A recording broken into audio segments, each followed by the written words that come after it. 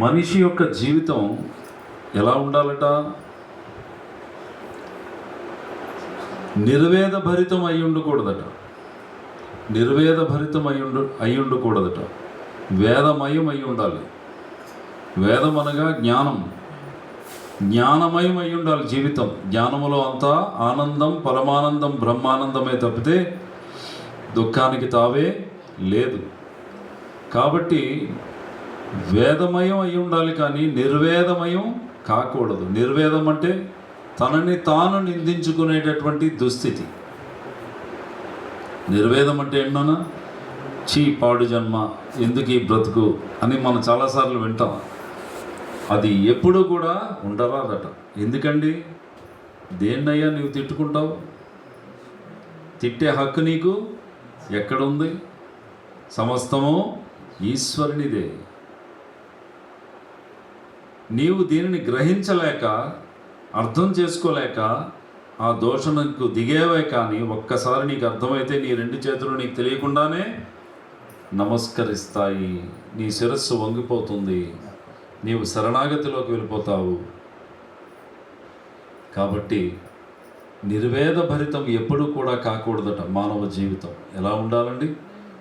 వేదభరితమై ఉండాలట, జ్ఞానమయమై ఉండాలట. అపారమైన భక్తితత్వంతో తనని తాను పూజించుకునేటటువంటి స్థితిలో ఉన్నవాడు సమస్తాన్ని పూజించగలుగుతాడు. ఈరోజు మనం అందరం అలాగే ఉన్నామా లేదా? దివ్యంగా ఉన్నాం మహాపురుషులారా. ఈరోజు దివ్యంగా ఉన్నాం సద్గురు కృపతో. సాధు మహాపురుషులారా, ఒక భక్తుడు భగవంతుణ్ణి ఆ రీతిగా ఉపాసిస్తాడట. భగవంతుణ్ణి అనంతమైన సాగరముగా, తనని ఆ సాగరములో నిరంతరము కూడా నీ అనుభూతిలో బ్రతికేటటువంటి చేపగా. కాబట్టి నీ నుంచి, నీ అనుభూతి నుంచి ఎప్పుడు నన్ను దూరం చేయకు ప్రభు.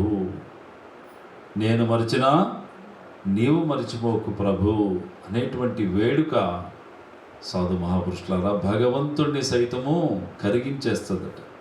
కరిగిపోతాడు. జాలిగా చూస్తే చాలు పరమాత్మ వైపు. ఆయన మన కోసం ఏం చేస్తాడండి? ధర్మాన్ని సైతం అటు నుంచి ఇటు తిప్పేస్తాడు.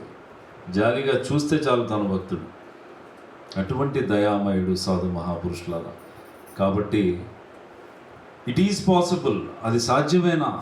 మనిషి జీవితం చేప నీటి యొక్క సంబంధంలో ఉండగలుగుతుందా? ఎందుకు ఉండలేదు? ఖచ్చితంగా ఉండగలుగుతుంది. ఎప్పుడట?